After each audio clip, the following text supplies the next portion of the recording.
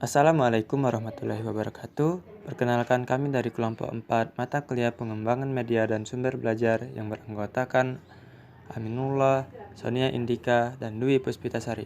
Pada kesempatan ini kami akan membahas tentang prinsip-prinsip dalam pemilihan media sumber belajar. Materi yang pertama yaitu akan dipaparkan oleh Dwi Puspitasari. Baiklah, Assalamualaikum warahmatullahi wabarakatuh. Di sini saya akan menjelaskan prinsip dalam pemilihan media sumber belajar. Seperti yang sudah kita ketahui, media sangat dianjurkan bagi peserta didik yang belum dapat menerima pesan yang disampaikan oleh guru, yang dimana dijadikan sebagai sumber belajar. Nah, sebelum melakukan proses pemilihan media, ada beberapa prinsip yang harus diperhatikan. Di antaranya yaitu ada satu, adanya kejelasan maksud dan tujuan pemilihan media. Maksudnya, tujuan pemilihan media harus dihubungkan dengan tujuan dari penggunaan media. Tujuan penggunaan media dapat bermacam-macam, seperti sekedar pengisi suara, sekedar untuk hiburan, untuk informasi, bahkan untuk pembelajaran.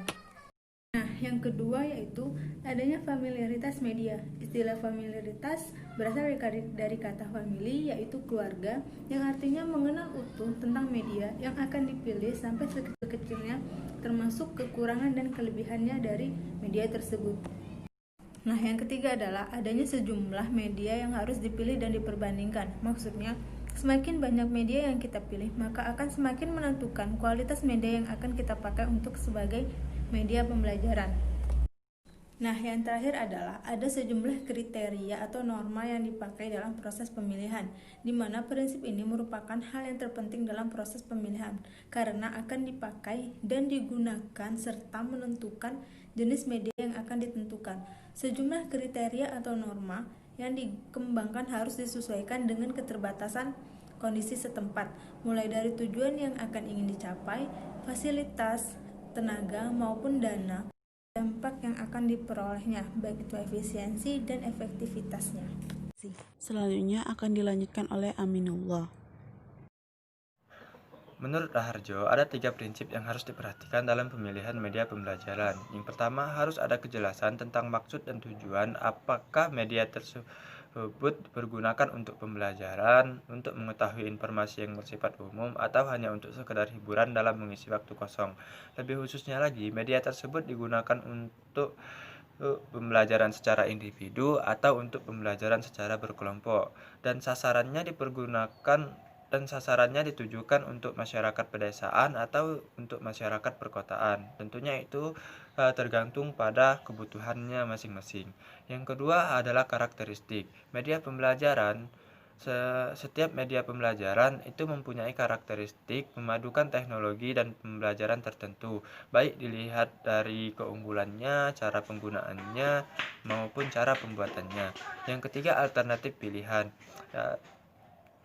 yaitu adanya sejumlah media yang dapat dibandingkan atau dapat dikompetensikan. Dengan begitu, guru mampu menentukan pilihan media pelajaran mana yang akan dipilih jika terdapat beberapa media yang dapat dibandingkan. Selanjutnya yaitu akan dilanjutkan oleh Sonia Indika. Baiklah, yang selanjutnya yaitu prinsip dalam pemilihan media sumber belajar. Menurut pengelompokannya, prinsip ini terbagi menjadi 2 bagian.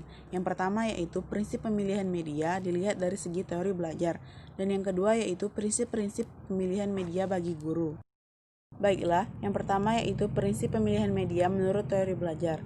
Menurut teori belajar ini, prinsip pemilihan media ini terbagi menjadi beberapa bagian, diantaranya yaitu motivasi, perbedaan individual, tujuan pembelajaran, organisasi isi, persiapan sebelum belajar, partisipasi, dan penerapan. Prinsip yang pertama yaitu motivasi. Setiap media pembelajaran yang dipilih dan digunakan hendaknya mampu menumbuhkan motivasi atau minat dan keinginan belajar peserta didik, sehingga saat kita mengajar ataupun memberikan mereka motivasi akan memiliki makna atau berkesan bagi mereka, sehingga mereka akan semangat untuk belajar, serta mereka akan mampu atau mudah mengingat dan memahami materi yang kita sampaikan. Prinsip yang kedua yaitu perbedaan individual.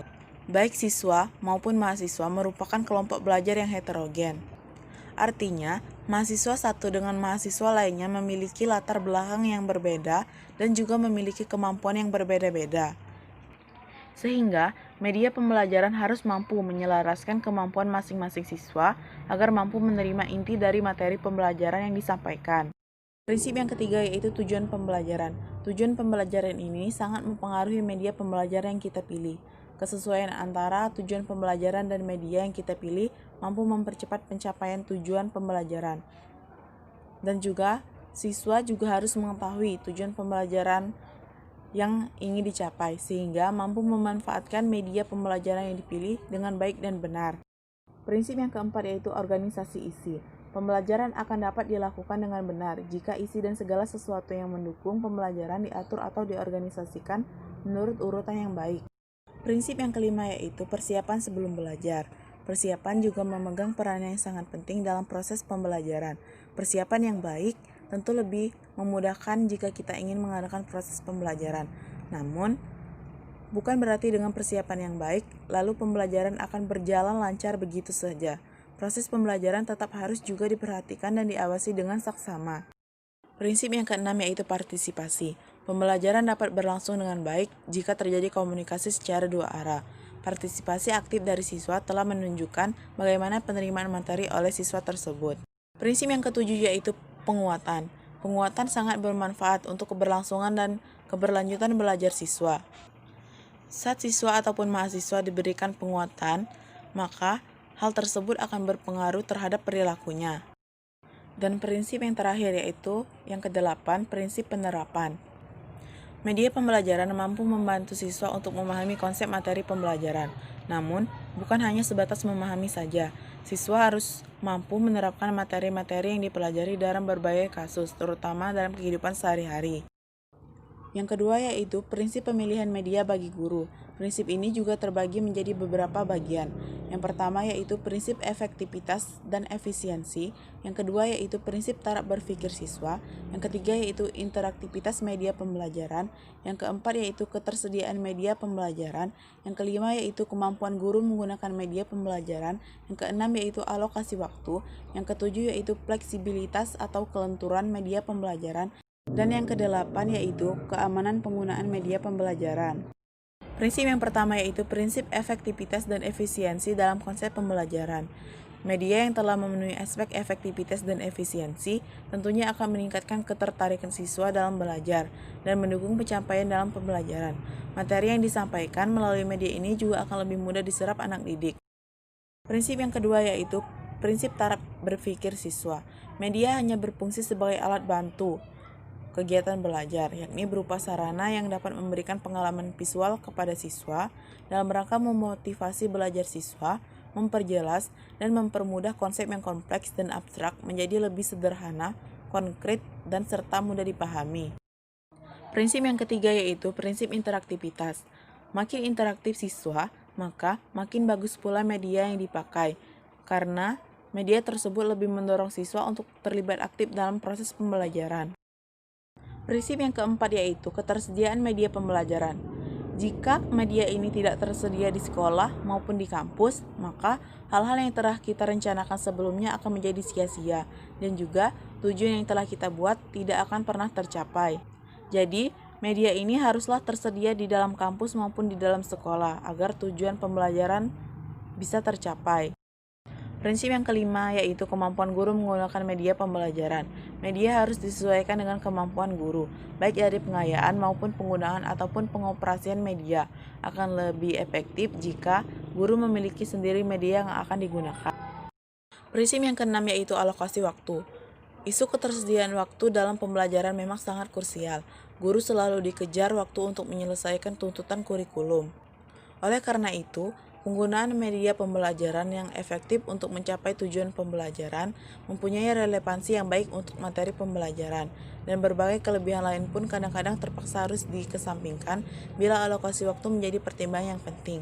Akan tetapi, ketersediaan waktu seringkali bisa disiasati dengan berbagai cara berdasarkan pengalaman yang dialami oleh guru tersebut. Prinsip yang ketujuh yaitu fleksibilitas atau kelenturan media pembelajaran. Media pembelajaran itu dikatakan mempunyai fleksibilitas yang baik apabila dapat digunakan dalam berbagai situasi. Kadangkala saat proses pembelajaran berlangsung, terjadi perubahan situasi yang berakibat tidak dapat digunakannya suatu media pembelajaran. Prinsip yang kedelapan ataupun yang terakhir yaitu keamanan penggunaan media pembelajaran. Kadangkala guru ataupun dosen harus hati-hati dalam memilih media pembelajaran. Ada kalanya dalam pemilihan media pembelajaran, jikalau tidak hati-hati dalam penggunaannya dapat mengakibatkan kecelakaan atau dapat membuat siswa terluka. Sehingga media pembelajaran yang dipilih haruslah media pembelajaran yang aman bagi mereka, sehingga hal-hal yang tidak diinginkan saat kegiatan pembelajaran sedang berlangsung tidak akan terjadi. Baiklah, materi yang selanjutnya akan dilanjutkan oleh Aminullah kembali. Ada beberapa kriteria yang harus diperhatikan dalam memilih media pembelajaran. Yang pertama adalah sesuai dengan tujuan. Media pembelajaran harus dipilih berdasarkan tujuan instruksional, di mana akan lebih baik jika mengacu pada 2 dari 3 ranah kognitif, afektif, dan psikomotorik.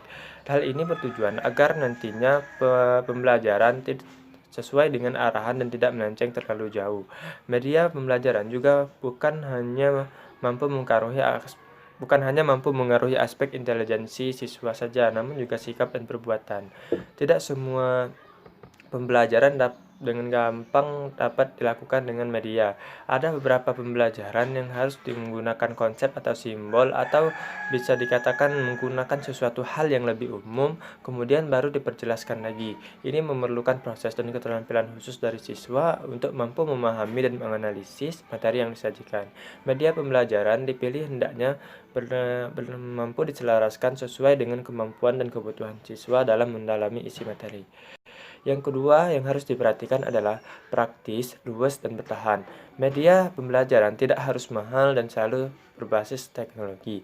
Namun, pemanfaatan lingkungan yang sesuai dan sederhana, namun secara tepat guna, itu akan lebih efektif dibandingkan media pembelajaran yang mahal dan rumit. Simpel dan mudah dalam penggunaan, harga terjangkau, dan dapat bertahan serta dapat digunakan secara terus-menerus, patut menjadi salah satu pertimbangan utama dalam memilih media pembelajaran. Yang ketiga, mampu dan terampil menggunakan apapun media yang dipilih. Keterampilan seorang guru dalam menggunakan media sangat menentukan proses pembelajaran, di mana penggunaan media pembelajaran ini juga nantinya akan dapat diturunkan kepada siswa, sehingga siswa juga mampu terampil dalam menggunakan media pembelajaran tersebut. Yang keempat adalah keadaan peserta didik. Dalam memilih media pembelajaran, kita harus memperhatikan keadaan peserta didik. Jadi, baik keadaan psikologis, filosofis, maupun sosiologis anak.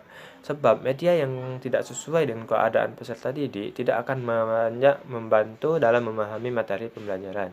Yang kelima adalah ketersediaan. Sebagus apapun, secanggih apapun media pembelajaran, namun jika tidak tersedia di persekolahan, maka itu juga tidak akan berguna, kecuali seorang guru itu mampu memberikan alternatif lain yang tersedia di sekolahan untuk menjelaskan materi pembelajaran tersebut. Baiklah, selanjutnya yaitu kesimpulan. Dapat kita simpulkan bahwa prinsip pemilihan media dalam sumber belajar diantaranya adalah adanya kejelasan maksud dan tujuan pemilihan media, adanya familiaritas media, ada sejumlah media pembelajaran yang dapat dipilih atau diperbandingkan. Pada intinya, pemilihan media sumber belajar harus dilakukan secara tepat, agar peserta didik bisa mengembangkan potensi yang ada pada dirinya. Baiklah, demikianlah penjelasan dari kelompok kami. Semoga bermanfaat dan sampai jumpa di lain kesempatan. Wassalamualaikum warahmatullahi wabarakatuh.